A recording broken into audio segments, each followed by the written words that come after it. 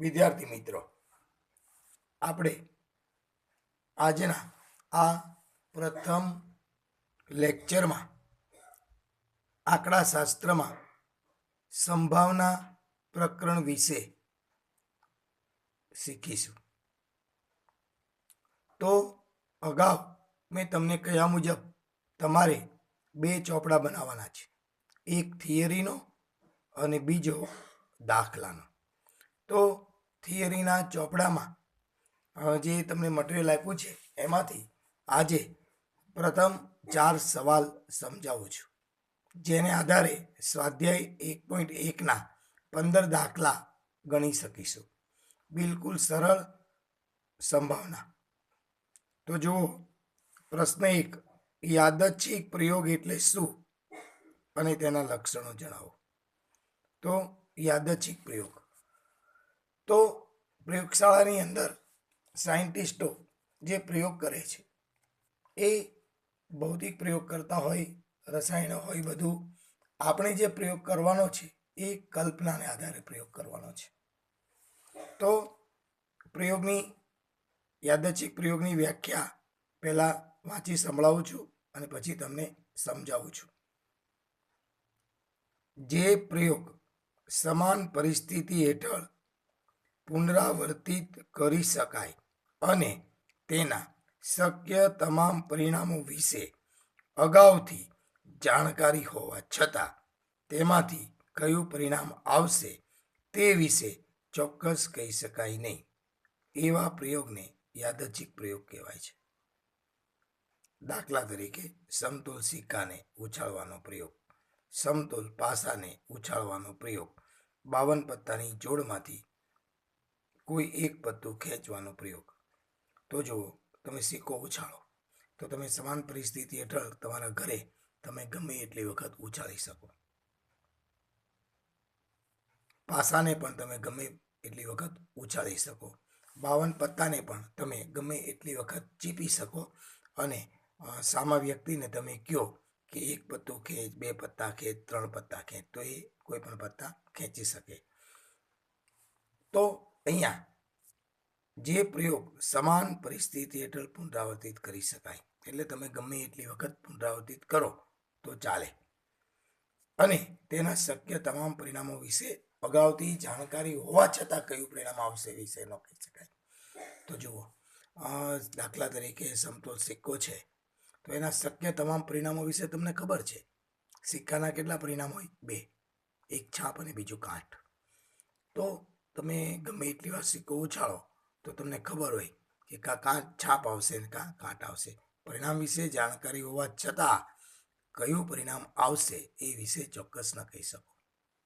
એ તો તમે અટકટે કહી શકો કે છાપ પડશે કે કાંઠ કઈ પડશે.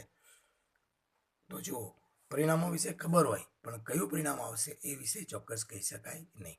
તો એવા પ્રયોગને યાદચ્છિક પ્રયોગ કહેવાય. ઉદાહરણ બીજું લઈએ કે સમતોલ પાસો. તો સમતોલ પાસામાં કેટલા પરિણામ છે? 6. 1, 2, 3, 4, 5, 6. ઉપરની બાજુએ જોવાનું, આમ સાઈડમાંથી નહીં જોવાનું, નહીંતર પાછા બીજા 4 દેખાય. આમાં કવળી નામ જોઈએ સાઈડમાં, ઉપર દૂરી છે તો નીચે તીડી છે, એમ નહીં જોવાનું. તો જુઓ, ઉપરની બાજુએ એકદમ પાસો ઉછાળો તો શક્ય તમામ પરિણામો વિશે તમને જાણકારી છે કે આના પરિણામ 1 થી 6 સુધી આવી શકે, પણ ઉપરની બાજુએ કયું પરિણામ આવશે એ વિશે ચોક્કસ કહી શકાય નહીં. એવી રીતે 52 પત્તામાંથી કોઈ એક પત્તું તમે તમારા મિત્રને ખેંચવાનું કહો તો તમને ખબર જ હોય કે કાં તો 1 આવશે, કાં તો દૂડી આવશે, કાં તો 10 આવશે, કાં તો ગોલો રાણી બાદશાહ. એ પણ એમાંથી પણ કોઈ પણ 4માંથી એક જાતનું, કાળીનું, ચરકટનું, ફૂલીનું, લાલનું. તો 52 પત્તાની જાણકારી અગાઉથી હોવા છતાં કયું પરિણામ આવશે તે વિશે ચોક્કસ કહી શકાય નહીં, તેવા પરિણામને યાદચ્છિક પ્રયોગ કહેવાય છે. એના લક્ષણો જોઈએ તો એ વ્યાખ્યાને છૂટું પાડી અને એના લક્ષણો લખ્યા છે કે તે સમાન પરિસ્થિતિ હેઠળ પુનરાવર્તિત કરી શકાય છે. ગમે એટલી વાર તમે પ્રયોગ કરો તો તમે કરી શકો, પણ અહીંયા એ તમે 100 વખત સિક્કો ઉછાળો તો એ 2 પરિણામથી ત્રીજું ન આવે, કાં તો કાંઠ ને કાં તો છાપ. બીજું લક્ષણ છે કે તેના શક્ય તમામ પરિણામો વિશે અગાઉથી જાણકારી હોય છે. ત્રીજું, પ્રયોગને અંતે કયું પરિણામ આવશે તે વિશે ચોક્કસ કહી શકાય નહીં. ચોથું લક્ષણ છે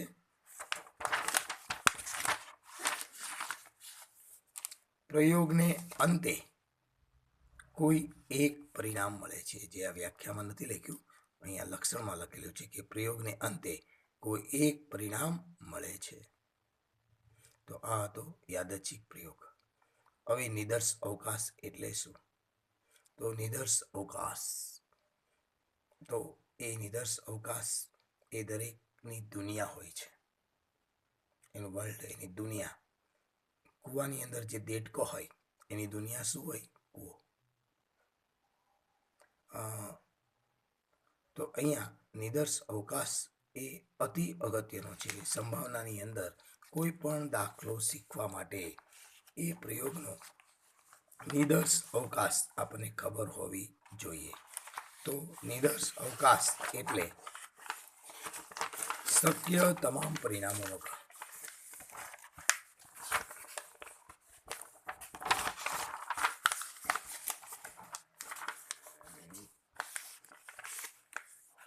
તો જો વ્યાખ્યા વાંચી સંભળાવું છું. નિદર્શ અવકાશ, અહીંયા તમે જુઓ, સાહેબ એવું બોલશે, નિદર્શ અવકાશ, નિદર્શ વત્તા અવકાશ, સંધિ ભેગી કરો તો નિદર્શ અવકાશ છે. નિદર્શાવકાશ. બુકની અંદર પણ નિદર્શાવકાશ શબ્દ લખેલો છે. તો નિદર્શ અવકાશ કોઈ પણ યાદચ્છિક પ્રયોગના શક્ય તેટલા તમામ પરિણામોના ગણને તે યાદચ્છિક પ્રયોગનો નિદર્શાવકાશ કહે છે, અને તેને સંકેતમાં કેપિટલ યુ વડે દર્શાવાય છે. તો તમે જુઓ કે કોઈ પણ યાદચ્છિક પ્રયોગ હોય, તો સિક્કો ઉછાળવાનો યાદચ્છિક પ્રયોગ, તો એના શક્ય તમામ પરિણામો કેટલા છે? 2. તો એના ગણને એ નિદર્શ અવકાશ યુ કહેવાય છે. તો જો ઉદાહરણ તરીકે લખ્યું છે કે એક સમતોલ સિક્કાને ઉછાળવાના પ્રયોગનો નિદર્શ અવકાશ યુ બરાબર HT. તમારે ગણની અંદર લખવાનું છે. છગડીયા કૌંસની અંદર તમને 10મા ધોરણમાં, 9મા ધોરણમાં, 8મા ધોરણમાં ગણ વિશે જાણકારી છે. એનો ઉપયોગ અહીંયા વિશેષ આવશે.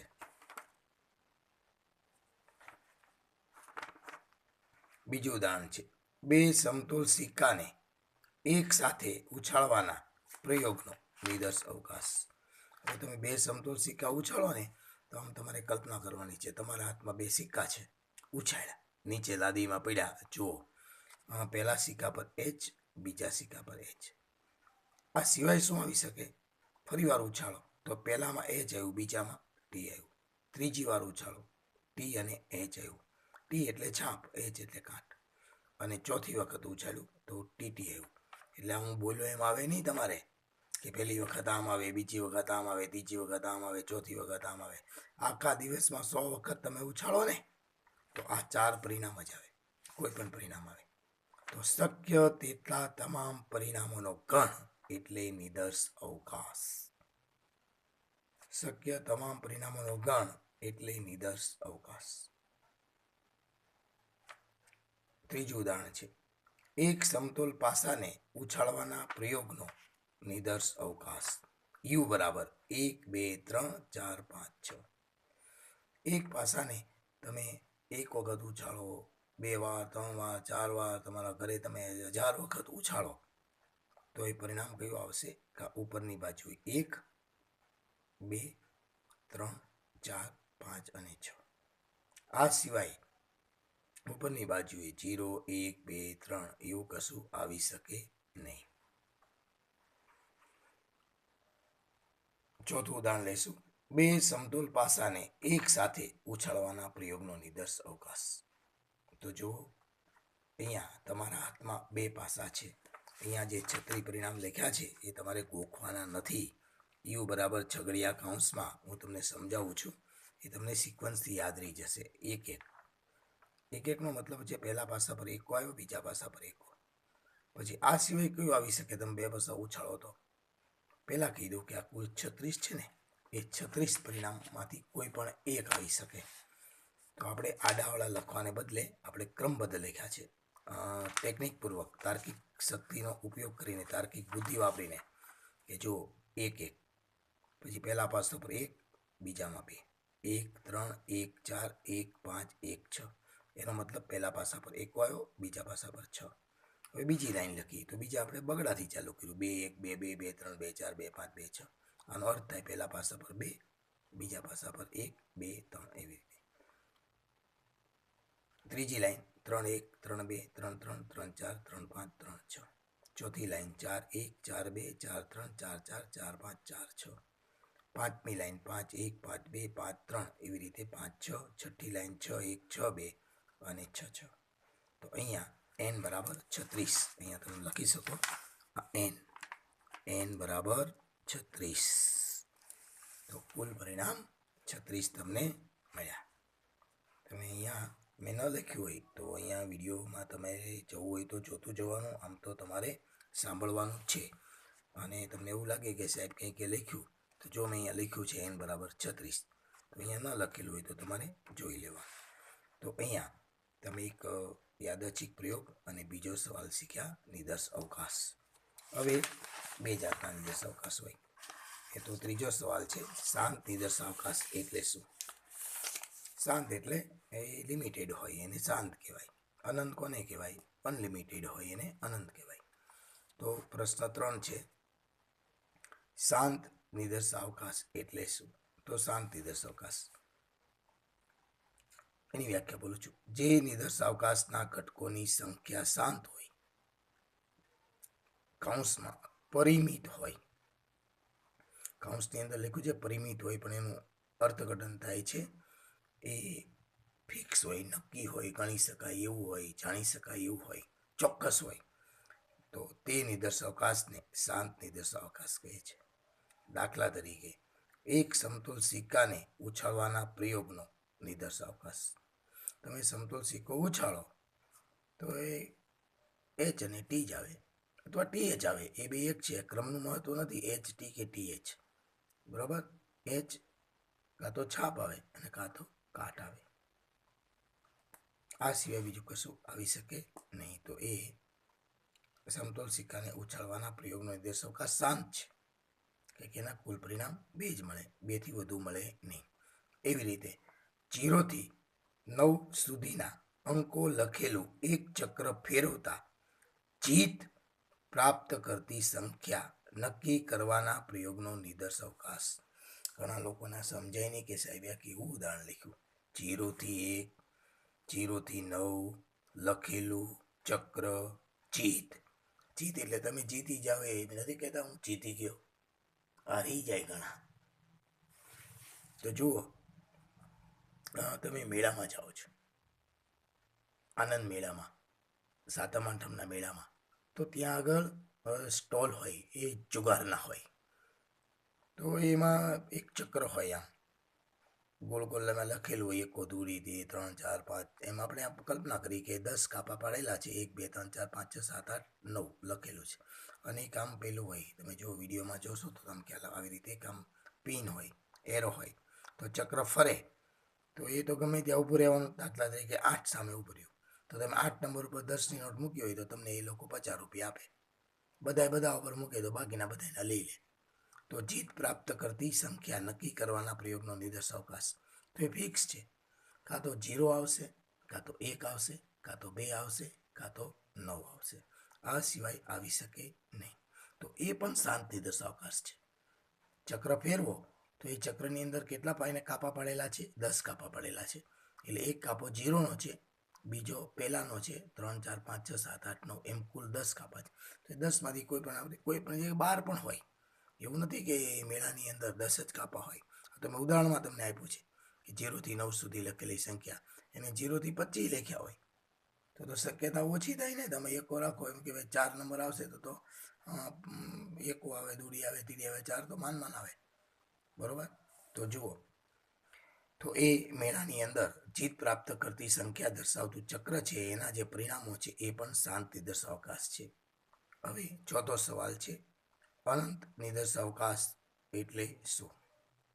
તો જુઓ, અનંત નિદર્શાવકાશ. તો વ્યાખ્યા એની જેવી જ છે કે જે નિદર્શાવકાશના ઘટકોની સંખ્યા શાંત ન હોય, કૌંસમાં લખ્યું છે અપરિમિત હોય, તે નિદર્શાવકાશને અનંત નિદર્શાવકાશ કહે છે.